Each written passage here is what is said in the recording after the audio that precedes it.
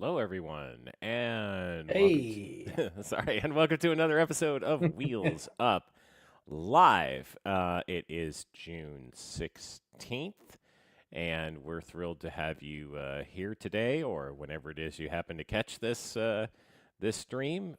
This week, of course, as always, I'm IAD Bound, and and I'm Felix. all right. So we're excited to have you here, of course. And as always, we start with news of the week. And the news of the week, in many ways, is the first story is really just a holdover from last week's news of the week, which is the MSFS 2024 trailer, which launched last Sunday, has obviously garnered a lot of attention in the community in the intervening days. And I've seen quite a bit of reaction to it, and maybe we'll talk a little bit about the reaction. But I think the key news story that's come out of this is that after the trailer ran, Microsoft has announced that on Saturday at FS Expo, Jorg and Seb will have an hour-long presentation about 2024. And then on Sunday, they're going to have about a 45-minute presentation, which may or may not be from Jorg and Seb. I think it might be somebody else who's going to talk about potential changes in marketplace in 2024. At least that's the focus. So, I mean, I think we're likely to learn a lot more this week, and maybe there'll be a chance for Q&A. And, of course, Jorg and Seb are going to actually be at Expo, and I assume there's going to be about 1 million questions for them, just like there were last year. I don't know.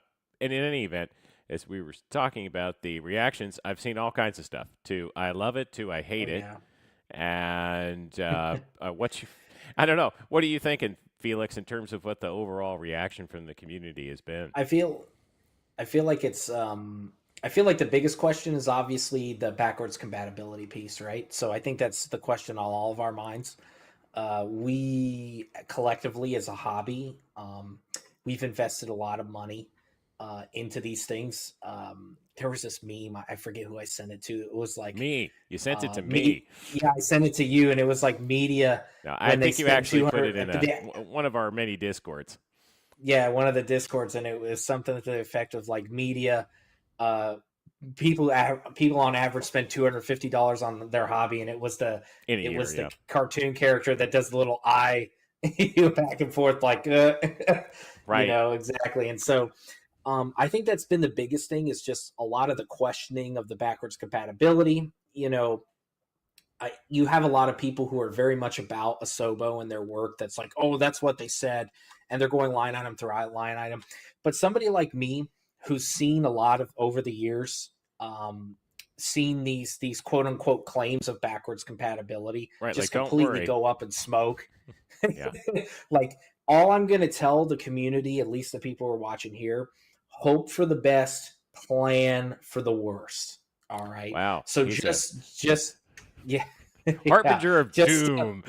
I know. It's not a harbinger of doom. It's more so realistically, if you're changing weather, if you're changing these things, that means you have to change some of the characteristics of your flight model. At least as I understand it, and that's not an easy, quick couple lines of code fix. That's testing. That's certain things you have to validate all of those changes, right? And having been involved in a couple beta tests myself at this point, it's just one of those things where there's so much validation. I don't think that any good developer, I should say, is going through the validation process. Like we're in the TFDI, they're doing those sorts of things. They're trying to Sure. validate, how this plane is flying, that sort of thing. So I don't know if it's going to be a copy your community folder, which is something that they said that what it was going to basically be, was you're going to be able to go from here to there. Now, technically, they have said that anything that was on, I think this was when they first announced it, and this wasn't this announcement, this was back when they first announced it last year that they were going to do a 2024. they said that anything that's on the marketplace, I believe, was going to be, if you had it in 2020, it was going to work in 2024. Which kind of, the PMDG 737 is on the marketplace, right? So that Sure. kind of It's makes in me think like, Xbox. oh, will that? It's on Xbox, right? Yeah. So is that one of the add-ons that's going to be able to, and I guess the 777 whenever that comes out, um, and I think that's been the biggest thing from the community is, am I going to be able to take my community folder, go from Sim A into Sim B, and it's going to be fine. And of course that rightfully so, right? Because at the end of the day, it's a pain in the butt to set up a sim. Like that's a whole, you spend a whole day, multiple days, redoing that. And so I think that's been a lot of the more so. I don't think people are like, oh, hey, I haven't seen a lot of this. I hate it. I love it. As you've said, I've seen a lot more of like, am I going to be able to do this when this comes out? So, you raise a couple of really interesting points there. The first one is this notion of compatibility, and then what we've seen. Am I going to be able to do this or that? I have seen some more direct reactions to the trailer itself, like I don't like the cloud. The clouds still are terrible, and they. What are they doing the flight model? All the usual things that you can't tell anything just from watching a 2-minute trailer. Sure. As to compatibility, now you raise an interesting question. I think if we took the GSX model, I don't have an Xbox, but the GSX, I'm sorry, GSX. Where I'm getting ahead of myself. The Xbox model, right? That's our later segment. The Xbox model that some developers have worked to, including PMDG, guys like Raul over at FS Reborn. We'll what's going to happen there? Those folks aren't spending a whole day setting up their sim, and either it runs or it doesn't. Right? Yeah. Some downloads to new version to Xbox, and there's stuff in the community, and it's going to load. And I think the working assumption is it's going to run. And my guess is that Microsoft and Asobo have thought through that process a little bit, and either their differences for 2024 are not so significant that it's going to blow these add-ons up, or there's some kind of crosswalk that makes them work until devs have an opportunity to do still further updates potentially.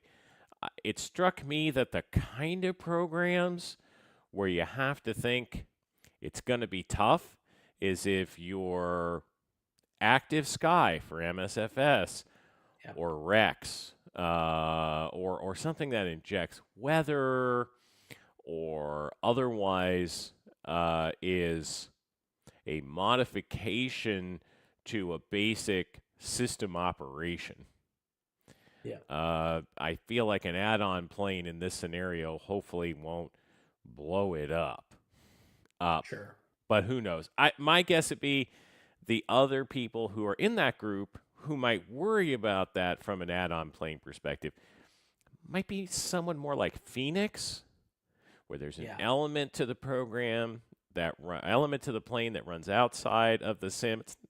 The degree to which that happens, I don't really know, but we know they've got a third-party app that's running alongside it, where maybe that's an issue for them. But my guess would be, as you said, that if the numbers that they have now with the millions of users that have come onto the platform, as you said, hopefully the validation process is going to be thorough. Yeah. We'll see what happens, and I suspect there's going to be a lot of questions about that. I think another thing that we don't know is to what degree will developers have an opportunity to really start seeing what's different in 2024 before it launches.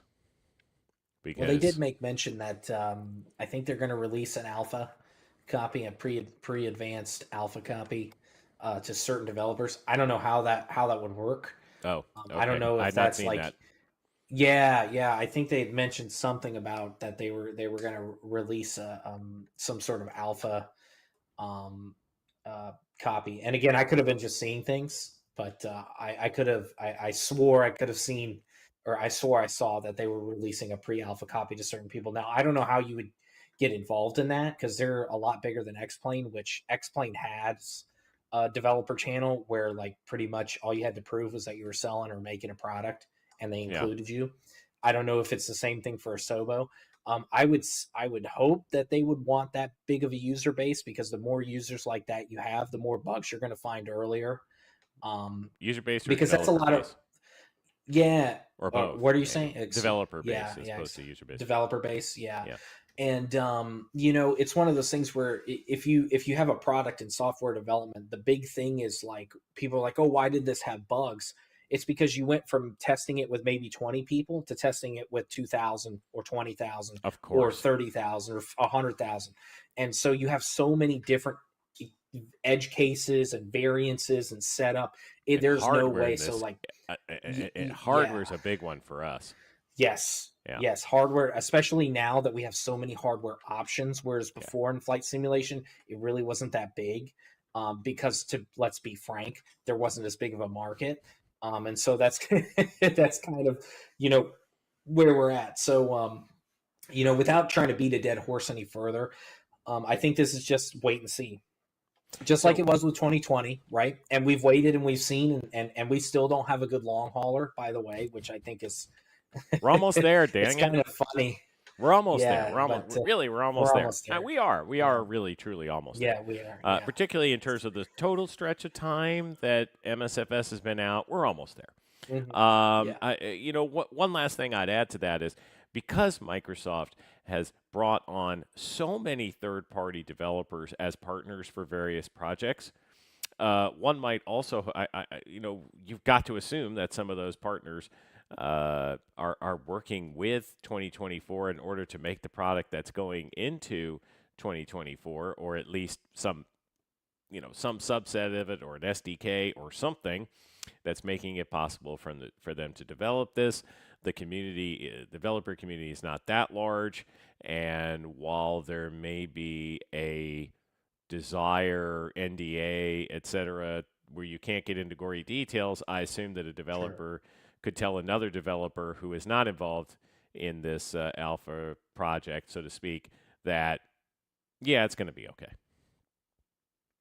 It's very non-specific, but no, it's not going to blow stuff up. And if that's the case, that may reflect some of the thinking that you see generally from Microsoft and Asobo and developers more generally. I haven't had the sense from any of the developers who've commented or said anything so far that anyone's truly panicking about this change. So Yeah. hopefully that's a good sign.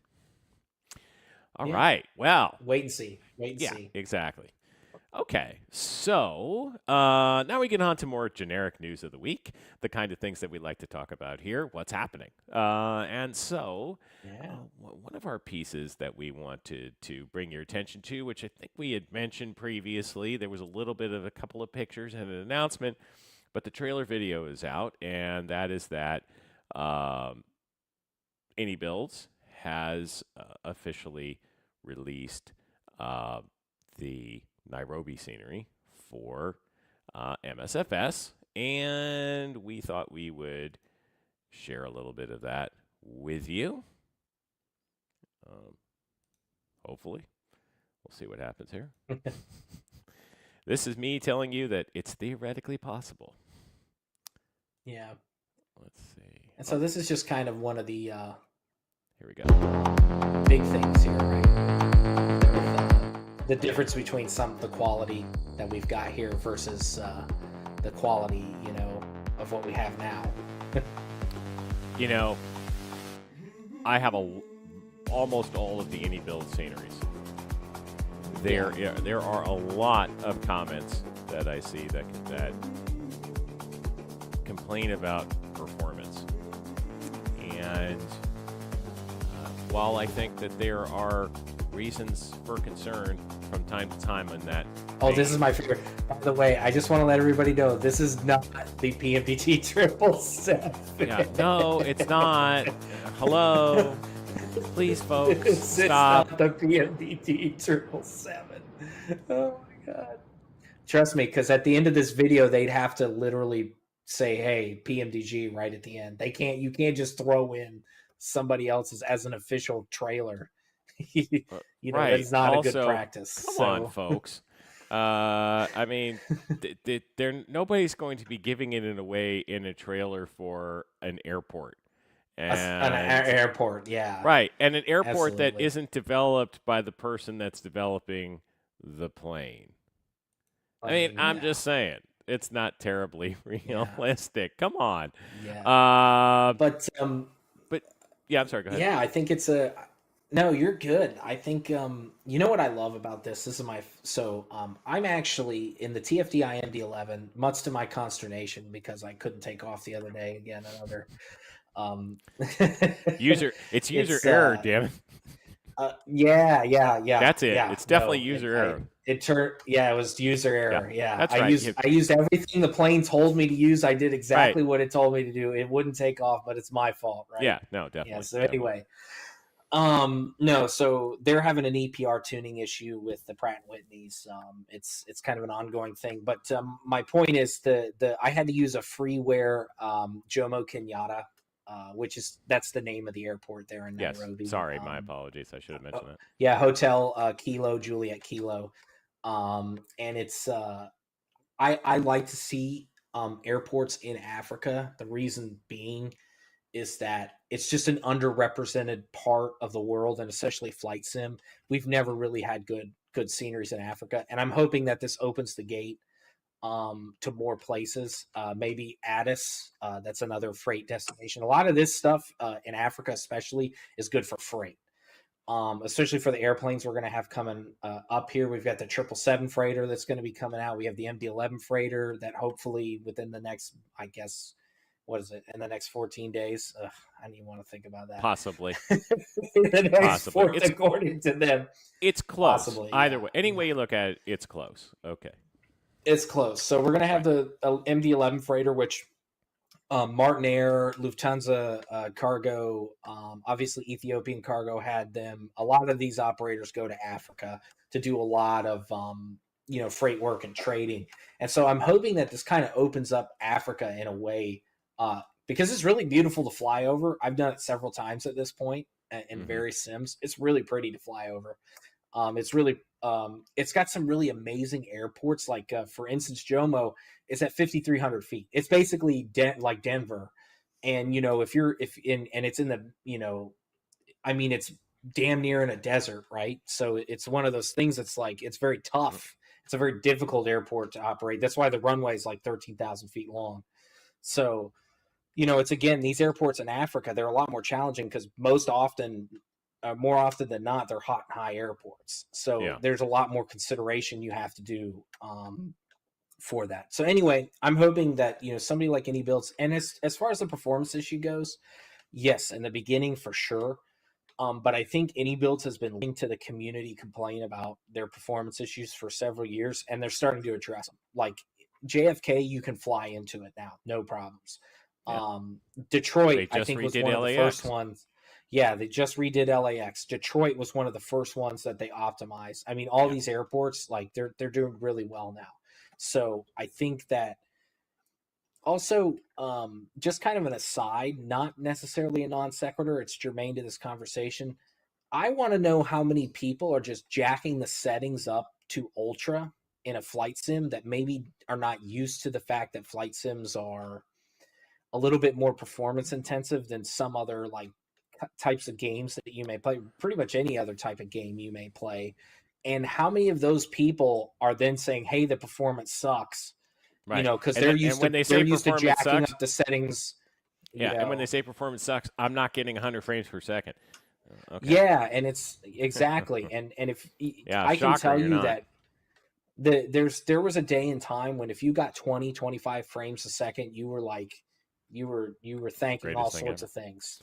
Well, Yeah. let me say a couple of interesting points there. You talk about Africa and the expansion there in terms of maybe seeing Hmm. more airports. I think it also melts in really well with the rest with some of the other any build line, right? Because they have they've added Abu Dhabi and they've added Dubai, There's a lot of service to Africa from those Hmm. two airports, plus Yeah. cargo. There's passenger, there's cargo. I think it's a Hmm. fun ad. I think it's a fun way to start to move into that market as well in terms of where it Yeah. is, and you could see that they've done a nice job putting the airport together. So, I Hmm. also think it makes sense from there. For performance, I agree with you. I see a lot of people there on Ultra. Honestly, uh, I'm looking behind me and I'm thinking, do I have Ultra set? No, I really don't. I have a lot of the stuff in here on high. High's fine. I don't, Yep, I that's don't what I notice that do. big a High. difference. Yeah, I use it on I, high. I, Yeah. I have the terrain loading detail like 100. I have the object loading detail at 100. Mhm. It's fine. Same. I don't have it jacked to the nines. Now, um, if you're running the Phoenix, it's going to push the thing. That's just how it works. I would prefer to Yeah. have a smooth experience. That's what I'm looking for. And to have a smooth experience, I think, yeah, if your frames are really dropping below 20, MSFS anyway, if you're dropping below 20, it's going to start stuttering at some point. Because if you're Yeah. dropping below 100%. 20, that means your 99th percent is going to drop somewhere, and you're going to see it. Yep. But the answer to stutters or smoothness or any of these things, there's no perfect answer. Everybody's computer's different. Every setup is different. There's just no absolute answer. But the need to have everything up at ultra is questionable. I think at Unless you're best. Scots and have a 4090 and a top spec system. I've I'm a little bit in the Scots bucket there. I've got a top system. I don't have everything in ultra. I don't, Yeah. because Well, like sometimes you have to optimize. You have to for me, just my personal settings yeah, preferences. Now that I have a higher spec system, I would say I'm probably in the 90th percentile. sure, I'm probably. not 4090, but I've got a 4070. Yeah, i7 13th gen. What I right. will You have a say current system. is, yeah, my current system. It's yeah, exactly on my current system. So what I will say is, I still optimize all my settings to performance because I want to be able to have a smooth 40 to 60 frame per second range, especially since I use track IR. It gives you a much more realistic feel, right? That When you're makes sense. scanning around the cockpit. Yeah, That's more of what I care about versus oh my gosh, I took this amazing screenshot and it looks great.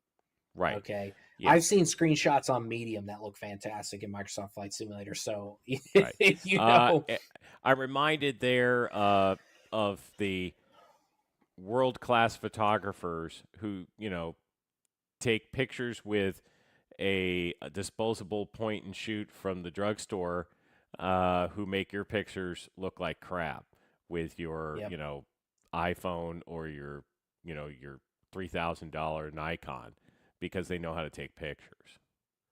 yep. So yeah, I'm with you on that one.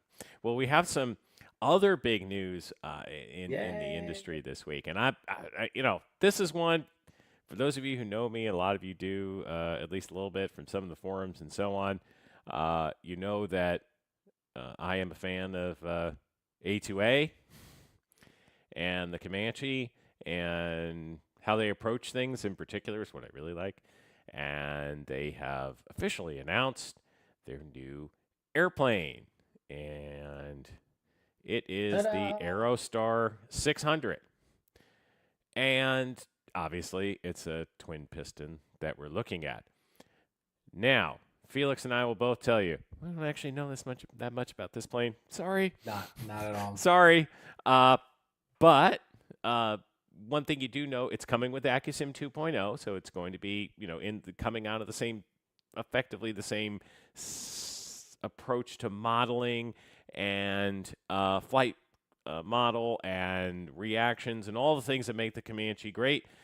But it's going to be in the twin here, and it's another plane that A2A somebody at A2A has owned and operated, like the Comanche. I'm not sure if they still have access to one, but I that was reading up on it. It looks like that I guess it was Scott and his son Jake were in New Year's Eve. They were involved in an accident.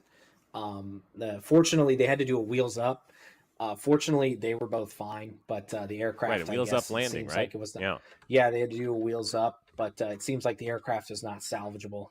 Oh, So that's a shame. so here's the cool thing that I'm learning about A2A. Not I've known of them because they've been in the community for years, and pretty much anybody who's probably done any sort of primary training in the last, I don't know, decade has Yeah. probably used the A2A 172 if they're really serious about their Yeah. training. It's a really Yeah. really solid representation of that airplane. It's great Um, add-on in P3D. yeah, and so the thing that I'm noticing with the Comanche with the Aerostar is that these are planes that obviously Scott Gentile has access to, that he's flown and he's making them, and they're sort of like passion projects. And that kind of goes back to the older days of flight sim, when people weren't trying to do this as a business. They were doing it as a hobby, make a little money on the side.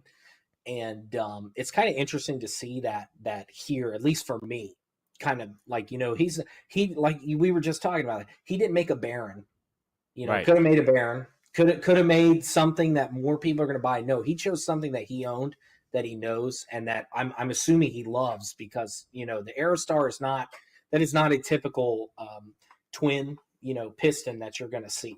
So So I agree with you there. I think part of it, as you said, is what do they know? They know yeah, these planes cold. They know that one of the big challenges in any simulator, but especially one you've never developed a plane for, is does it fly like the real thing or as close as yeah. they can possibly make it? And I think having that intimate knowledge of those planes has made it possible for them to come into Microsoft Flight Simulator and have a wildly successful product launch from all indications. I'm sure at some point we'll see a 172 from them as well, or at least I hope they do. I'm really kind of curious to see what they would do with that. I also think it's interesting that you said, you talked about the twin piston market in MSFS. Yeah, It is shockingly competitive. yeah, Some of the very best add-ons from a GA perspective, or maybe just very best add-ons, period, available in MSFS are in that sector. And you mentioned the Baron. They got the Black Square. They've got the Duke now, again from yeah, Black Square. You've got the Chancellor, right? The yeah. 414, 414 Chancellor. That's good. and you've Yep, got the Milviz C310 or whatever they're calling yep, themselves now, Blackbird Simulation, whatever it is. Uh, yep. we all know who we're talking about. But my only point there being that it's interesting that they're coming with this, and I think as always, they'll be looking to establish a benchmark, and it'll be Oh, and the interesting to see diamond. I how forgot others about the respond. diamond, the cow's diamond that a Oh, lot right, of the people cow's like. diamond. That's right. That's right. Yeah. Mm-hmm. So, Yep. what's interesting, one of the things that I don't know personally, because I've never really delved into this from a numbers perspective, is it, are these planes really in that much use in GA? I mean, because one of the impressions that I have, which is probably wrong, is that your single piston planes are what you see out on the line, walking some airport, sitting in the parking spots. I don't feel like you see a lot of these, but maybe I'm not in the right place. I would say that if you go to a lot of the non-towered fields, you'll see a lot more of these planes. These planes, To be okay. honest, yeah, you'll see a lot more of piston twins. I've been to there's actually a really cool one in it's called Orlando Apopka. It's Kilo X-ray 04. Okay. It's right by what we would call Orange Blossom Trail if you're in Orange County, but it's a US 441. I mean, it's literally the road and the runway are literally right next to each other. And so you'll see birds doing the pattern. There's a lot of twins. There's a Vision Jet out there actually too. Interesting. And I've seen a bunch of piston twins coming in and out of there. So you'll see a lot of those. A lot of the smaller rural airports, you'll see a lot more piston twins. And like you said, it really depends on where you are. Gotcha. If you're at a big airport, or even like a class C, and it's got a flight school, it's not going to be. It's going to be, what is it going to be? It's probably a ratio of 3 or 4 single piston to a twin piston, because that's Uh-huh. just how the training is going to break down, right? Yeah. You're going to be training a lot more PPL, and then they're going to be feeding in, or as people get Right. siphoned out or Trying to whatever. get into the multi-engine, And again, it's multi-tuning. one of those things that these planes are very, very expensive to maintain, right? Again, you're double the cost, double the And cost own, of a single right? engine piston. Just And period, it's just to not as buy. it's Yeah. yeah, it's not as much as a jet, by the way, No, or no, any but kind of turboprop, but right, it's still expensive. yeah. Okay. Um, pardon me, I've developed a little cough this week, too.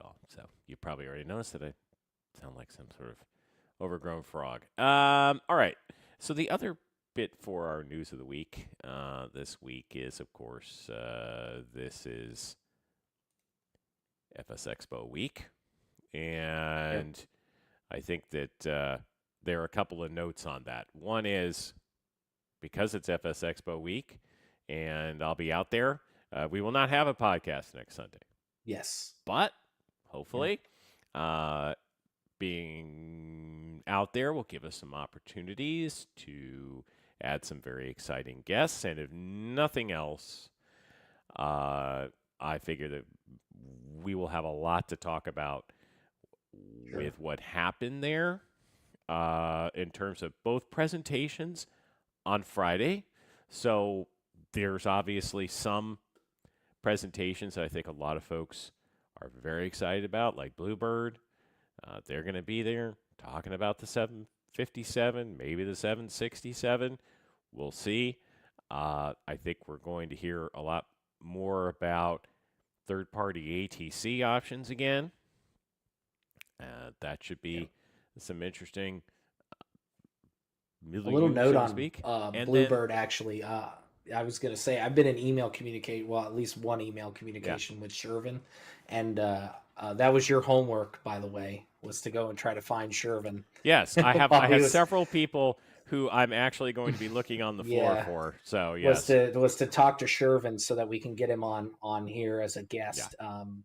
And so yeah, we've talked about hopefully getting I'll see what I can do. some press copy of the aircraft and stuff like that. So fingers crossed that we're. I know Dulles, you're not a big fan. Or well, I'm not saying you're not a big fan. It's not as important of an aircraft for you, but for me, the 767, 757, that's kind of being where I'm from in Florida. That's kind of what you got. I mean, there's a lot of that, and it's especially with the level D 767, and we've never had a good 757, so it's exciting. But Right. yeah, man, I'm really excited to see what you come up with. Yes, Unfortunately, pressure's on. life Pressure's on. stuff, yeah, Yeah. life stuff, Yeah. it's kind of hard to get out there and do that. Hopefully next year. Well, yeah, right. Actually, I'm thinking as I said that, that's about the dumbest thing Hey, I've ever hey, said. you know what? If it turns out they're in Orlando, it might be just fine. So you never know. It might work out if that's Yeah, the if case, it's but down the if road. If it's it's down the road. yeah, Yeah. sure. Yeah. But let me say this. First of all, I'll be there, so please come and find me. Yeah. Everyone will have name tags. ID bound will be on my name tag, etc. But obviously, if you see me here, hopefully you'll recognize me. Please come talk to me. Happy to hear what you might want us to focus on or talk about, or just tell us we suck. Whatever you'd like to tell us. And also, I'll just add on top of all that. One of the other things that I think Expo has this year that should be fascinating, and I will try to provide a report on, is I'm going to one of their seminars where Austin Myers is going to talk about plane maker in X-Plane for a group of folks to sit in a room and listen to him. So, and he's always a character, so I'm looking forward to talking with you all about that too, as well as a zillion other things that I don't know what's going to happen just yet. So Yep. hopefully I'm going to try to take some decent notes while I'm there. Yeah. Pardon me. So, all right. So one of the things that we're focusing on this week, which we were going to focus on last week, but then, Yeah.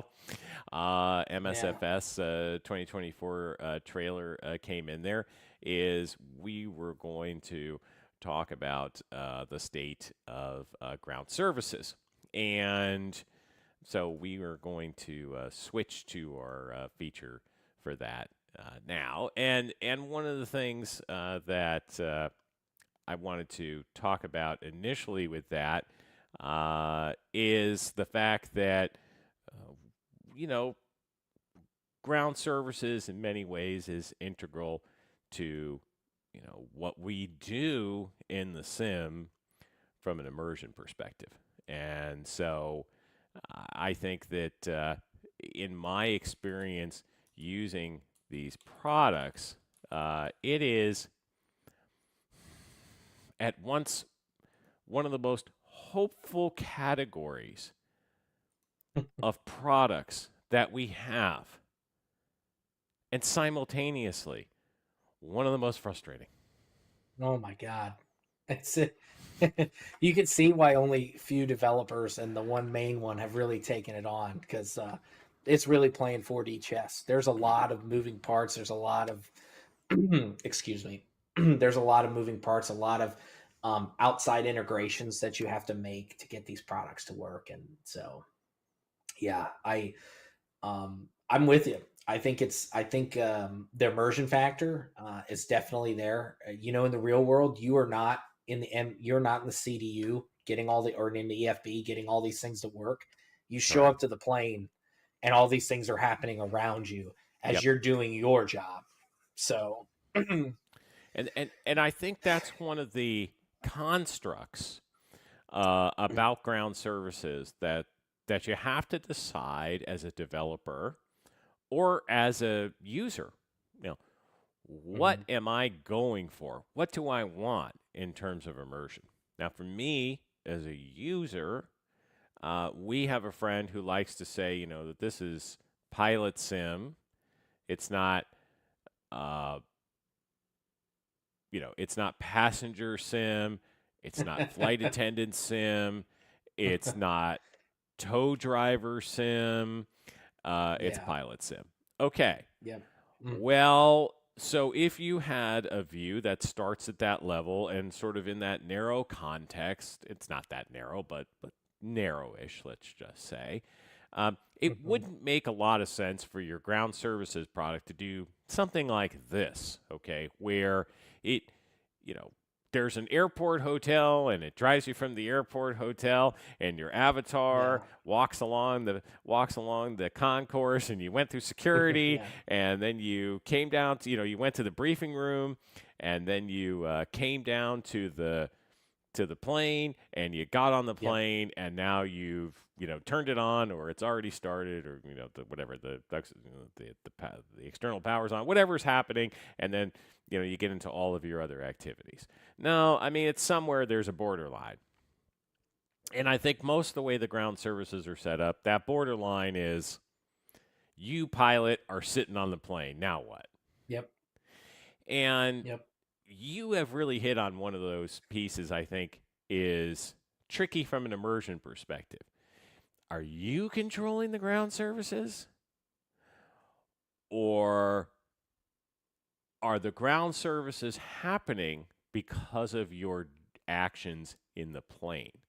And what we see are two very different models in those Yep. instances.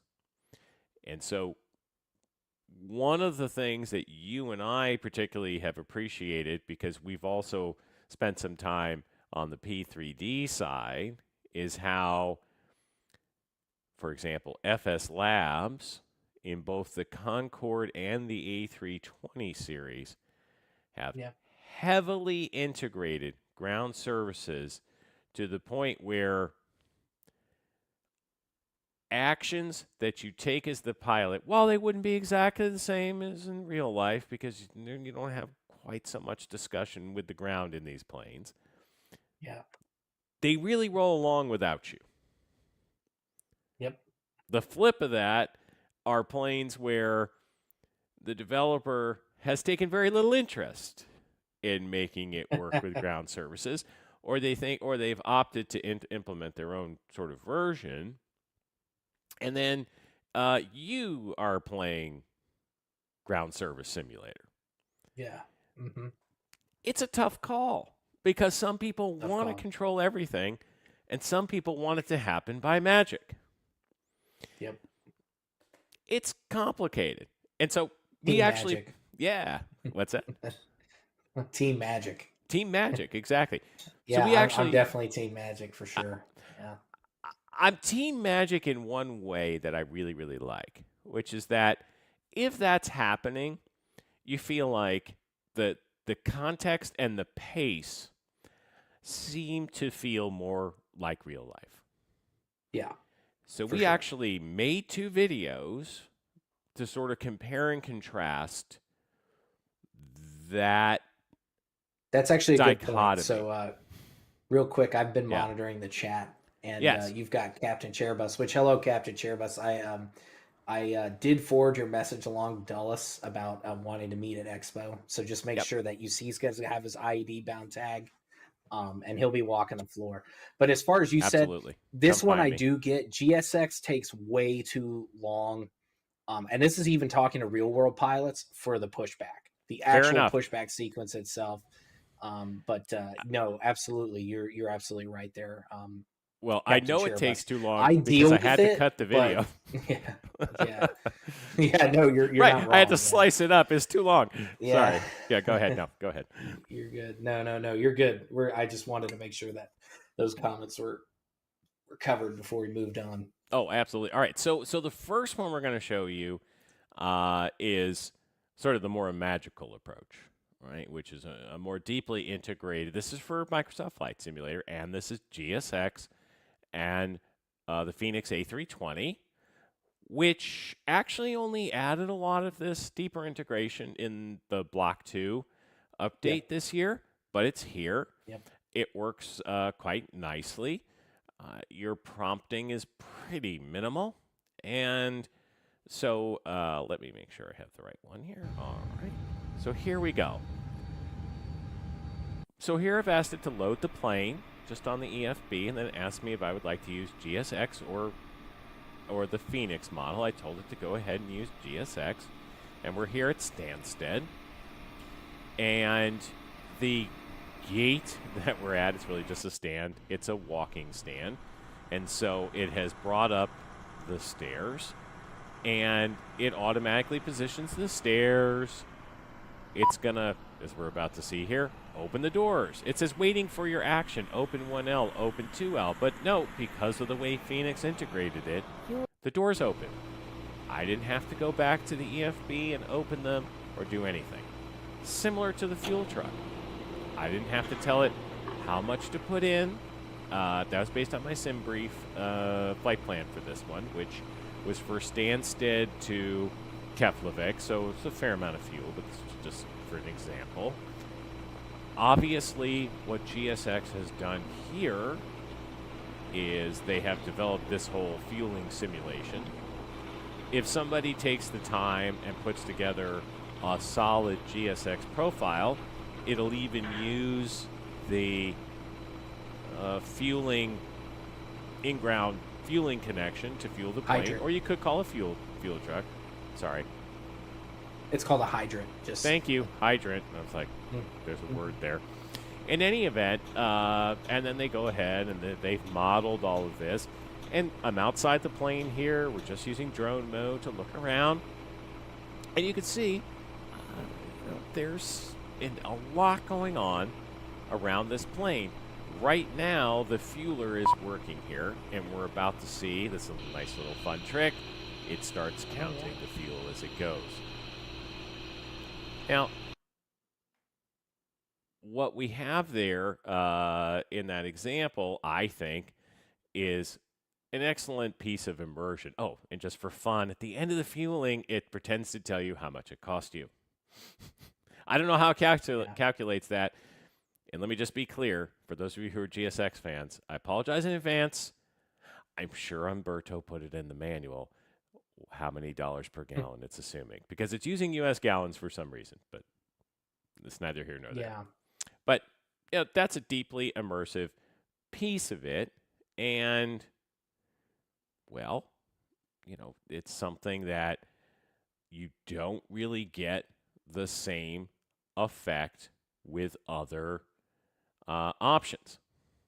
You just don't. So, for a comparison, we made another video, and Felix made this one here. I made this And beautiful video with NVIDIA capture. It's this amazing quality here. well, he's killing And it. that. So because I have a big thing where in the real world the jetway is going to be connected always. I really hate that planes spawn, so I want to fix that. I wish they would work on that because you're never going to have it where I'm walking on the plane with the door closed. Right. But note here, I don't know he it's going to he go went to on, the, but right. But note here, Felix went to the GSX menu, told it to yep. connect the jetway. Mm-hmm. Right. It wasn't just, hey, start loading my plane. Yep. And so again, request boarding. And so I don't know what these loaders are. If it's the PMDG stuff, that's on me, and I've got to get rid of it in the whatever config. This is I know for sure this is the GSX or the PMDG external ground power and all that stuff. And what you're going to see here is it's going to take the time, but then you'll hear the typical boarding requested and that sort of thing as you're going through here.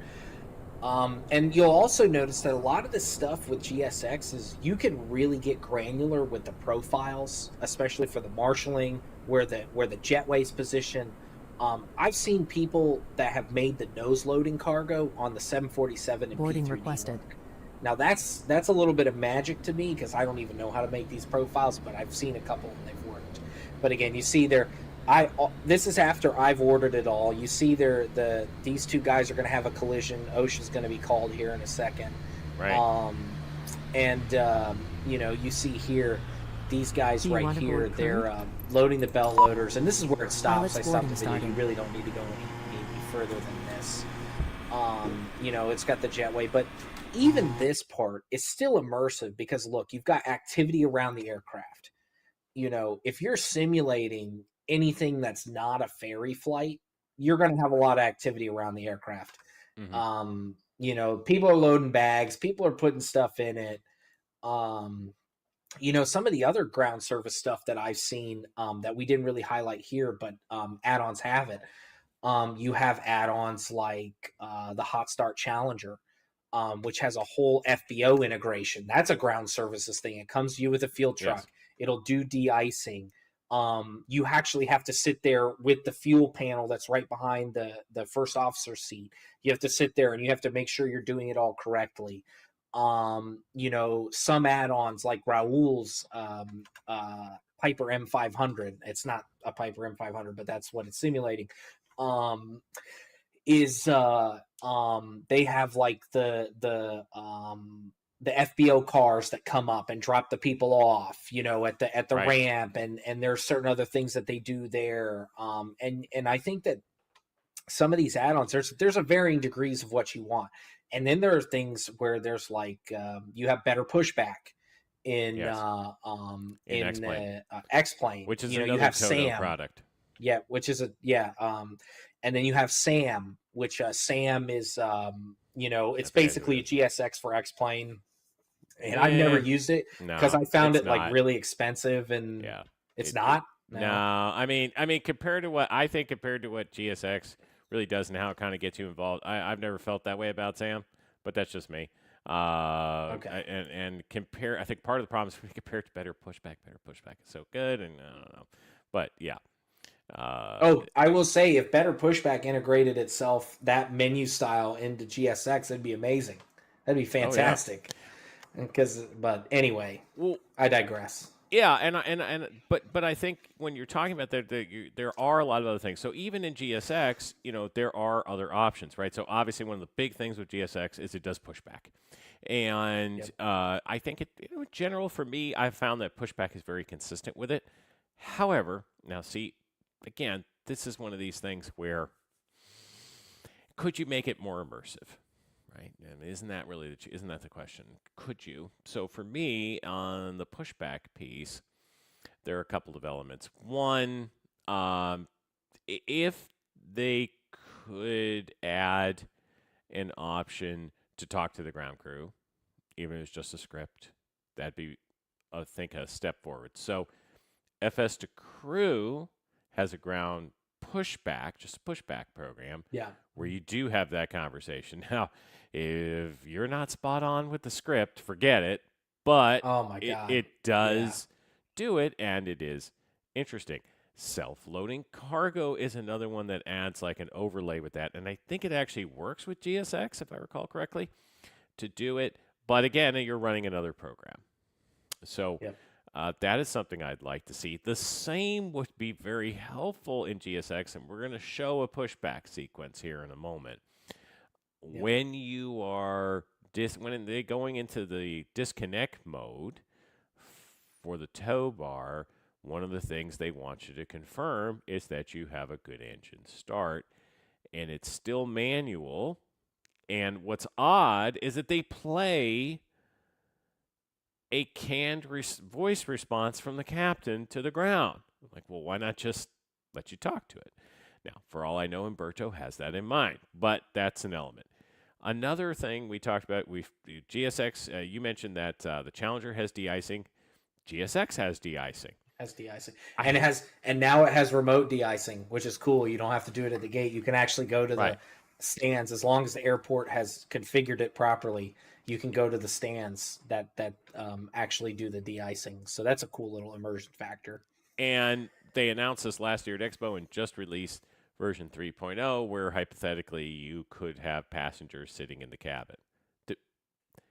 It's still pretty I've much never seen it. I kind of just a did work it. in I didn't see progress. any. Obviously, yeah, Yeah. me neither. But again, it's in there. They're getting there. So there's always this development going on with these kinds of options. The thing about GSX is it is now the 800-pound gorilla in this market. There are not a lot of competitors for GSX. So what we have seen, in my view, is that in order to have a better experience, developers of other add-ons are feeling some pressure, I think, to figure out how to make GSX happy too. So particularly if you develop scenery, one of the things that most of the big scenery developers are doing now is shipping a GSX profile with the scenery, an official GSX profile. The community is very active in promoting GSX profiles too, but it's very important to have something like that because GSX has a lot of capabilities, but it doesn't know anything about the airport unless you tell it. And so actually in the video with Nairobi, and that's something that Any Builds has been doing with their and honestly, I love this on the Any Manager. It's probably the only thing that's good about the Any Manager is the quick install of the GSX profiles, and they've got a slew of GSX for both their airports and some of their vendor airports. They've got a slew, and I think even some of their they just have I think they're the real world profiles. That's the correct. person that does it for them. Well, yes. In fact, they have joined forces with them, and they're literally you can pull them right through Any Manager for any airport that Real World has made one for. And I think that includes airports that Any doesn't actually sell. Yeah, exactly. And that was my point too. And so these things are becoming more and more popular. A lot of add-ons are like you said, they're feeling a more of a pressure because like if you've ever spawned into a GSX airport and you don't have one of these profiles, you're in an A320 and here's your line and your nose wheel is like right here, you know.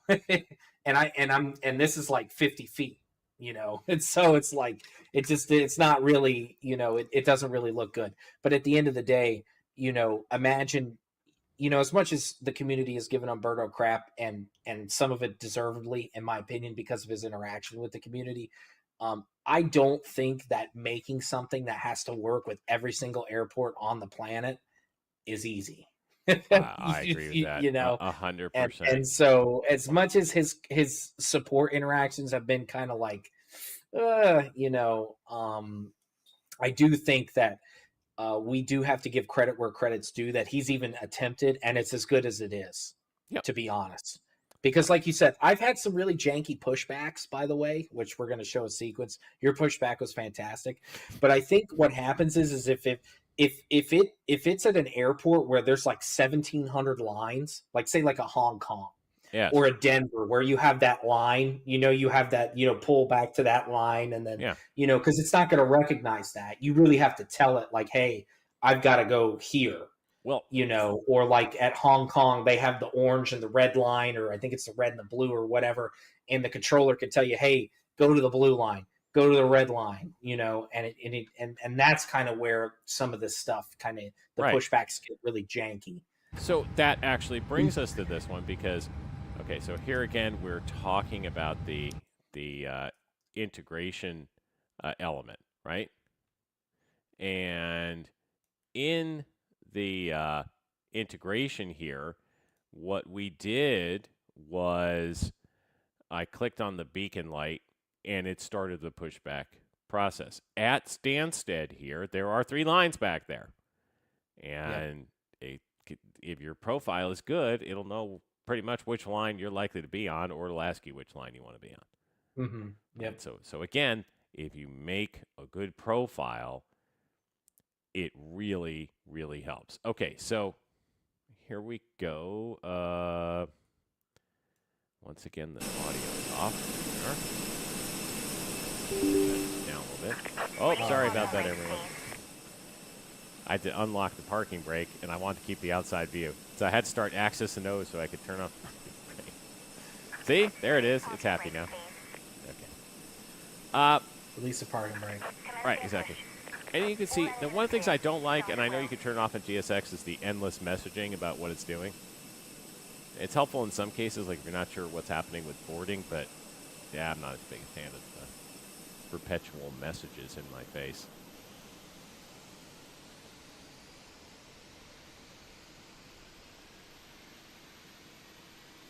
So here again, profile situation, right? It's moving on the line that it knows is there. Of course, the airport has a basic line in it, so it knows that from I think what they call the AFCADs. It's basically just a layout of the airport.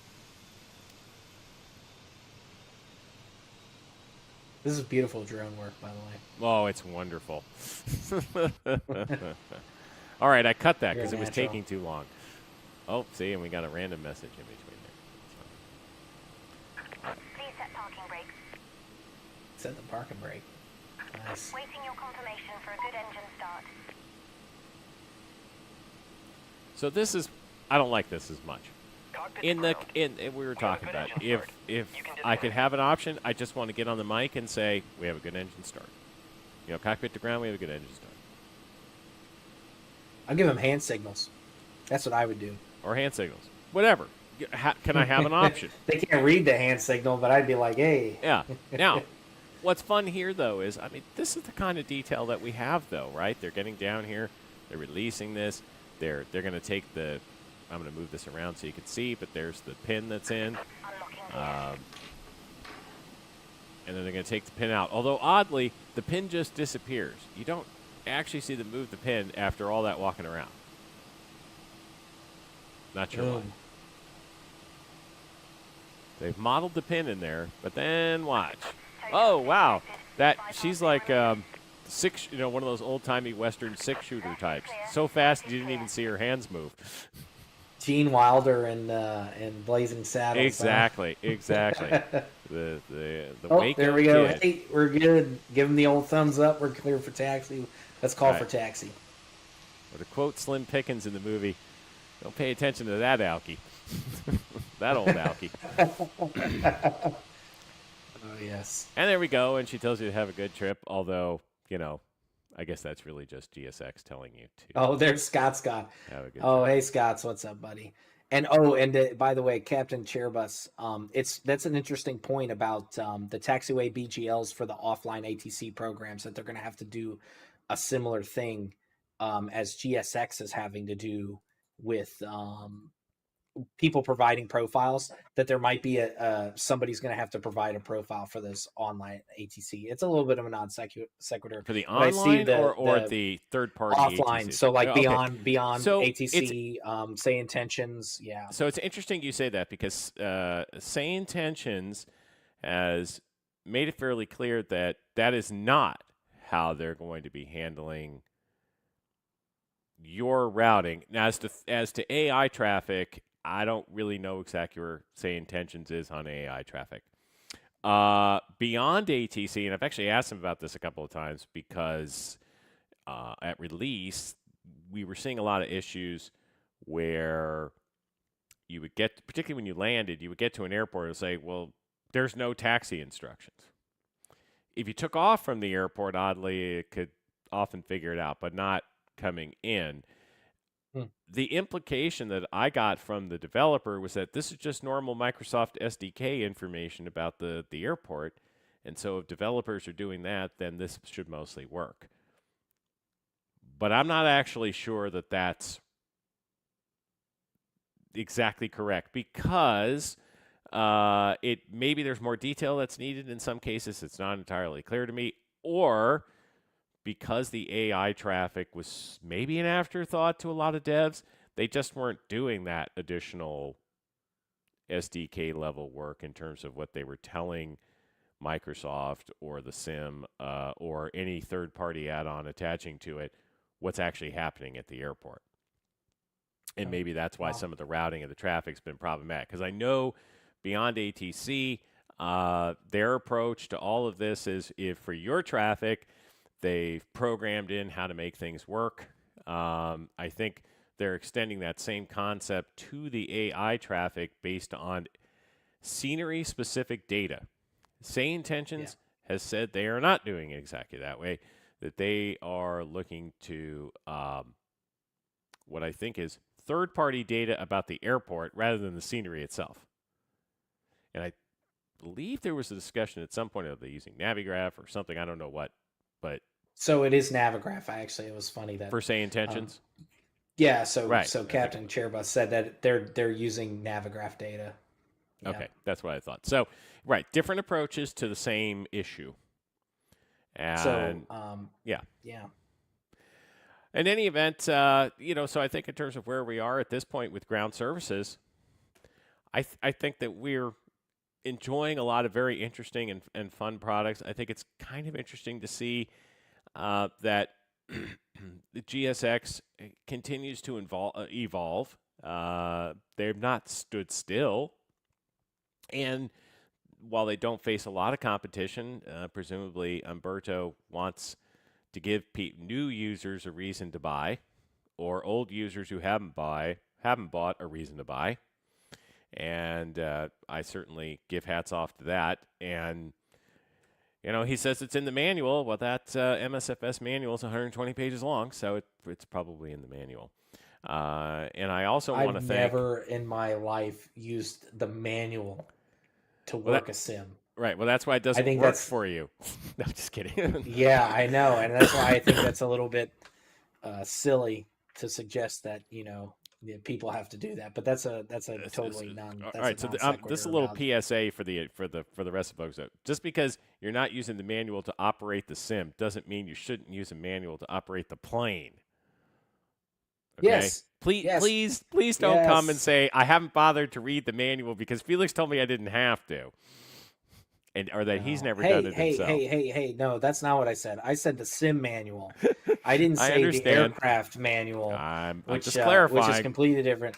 Yes, and we would love it at unofficial PMDG Discord server if you would please check out the tutorials and the manuals and any sort of documentation before, or the FAQ, the frequently asked questions, before you comment, not after, before. Because our favorite thing, it's our most favorite thing, is to spend time out of our days getting you on a support issue that you easily could have Googled. Right. That is our favorite thing. It's my most favorite thing of all. I love it. I love it. I love it. Well, but honestly, not only is the FAQ a really great resource, but I swear to God, the search function actually works. I'm not even kidding. It's genuinely useful, and people often forget there's one in Discord. I promise it's good. That said, we want to help you. So and if pointing you to those videos and manuals and whatever gets you there, it's great. Hell, we all started somewhere. I started not that long ago. I don't know what I Yeah. would do without these videos and manuals. Community help. So, Sure. Yeah. but there we are. So, But back to ground services, I will say, at least as my parting shot, beyond our PSAs, right. I will say I would love to see a competitor option to GSX, if for nothing more. Competition is always good. It's good for us as Absolutely. the customer. Absolutely. We it would make it so that Umberto doesn't have to rest on his laurels and wait 70 years to release passengers, visible passengers into the cabin. um, I joke, but at the end of the day, we really do need more options. We need and more immersion and more options. That's good for the community. And Absolutely. something where you can kind of tailor your approach. Because to me personally, I don't care about the little captain message because Microsoft Voice acquisition sucks. I've never used the voice recognition software for FS to crew. I've always used button control because I found that for some reason it just does not like the way I speak, and so I just I That's just haven't odd. I mean, used it. I okay. I Have you? know. No, listen. I know. I know. It sounds crazy, but I have tried it, and it's just not. It's really not where I'm at. So it is what it is. I wish there was more options. GSX is currently the best option. And to be quite honest, it is a decent option. And for what people are going to use it for, it's perfectly adequate. So Yeah. Well, take that for what it's worth. my parting shot, if you will, on ground services is uh, I'm torn all the time with it. There are days when I really enjoy it and kind of want to soak it all in, and there's days I want to get in the plane and go. And I think that there's enough of a happy medium right now where it mostly works just fine for me. I get the pushback, which is what I want most of all. But when I want to dig, That's pretty much right, it. but when I want to dig in to some of the other things, it's shocking how much you can do and how much it will do. And with products like the Phoenix, it's great. I would love to see some more cargo related action available. So, for example, the AnyBuilds A300, you don't really see a lot going on around the plane. With something like GSX, it's a big opportunity. I haven't spent too much time with TFDI MD11 yet, testing that out, but we'll I see. mean, it And all. I mean, it all. Dude, the cargo works fine. right, I've I'm done just it with saying I'd multiple like to see aircraft more on of it. mobile sims. Yeah, just like The to see more. my favorite thing, can I tell you, my favorite thing is, and I hope they have the combi in Microsoft Flight Simulator, but in P3D, in the combi, in the 747 combi, it will load the rear end cargo, and it'll load the passengers too in the aircraft. I think that's the coolest thing. I Oh, know that so sounds. I think that's one of the coolest things ever. right, It, so it will do we have things both. to look So forward to. yeah, Things to look forward to and on I that think front. TFDI said they're going to try the combi out, and that's an interesting one because of the way the cargo door is. It's on the front, so that's an interesting aircraft to operate anyway. Because if you think about like cabin crew interaction, the Yeah, cabin the crew would actually have to go through the cargo hold to the cockpit to interact with the captain and all them, with the passenger parts in the back of the plane. right. So Interesting. yeah, Apologies with the cough don't here. die. Yeah, exactly. In any event, as always, we thank you all for Yes, we joining do. us this week, and we'll see you in 2 weeks. And I think we'll see you in 2 weeks, and I expect we'll probably devote most of the episode to what it is that happened at Expo. I think it should be a very interesting couple of weeks here. Plus,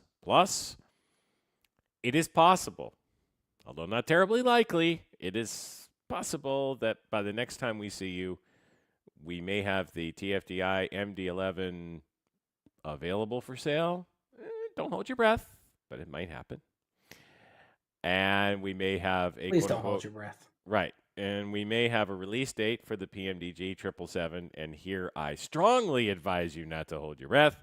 You would say that. Why? Yeah, I don't know. Just don't. Because why? In any event, but maybe we will. Why? So We thank you maybe. all. Thank you Maybe. all A for big bowl joining of us. maybe. Yeah, Yes, exactly. thank you very much for joining us. And have a great couple of weeks. And we look forward to seeing and talking with you all soon.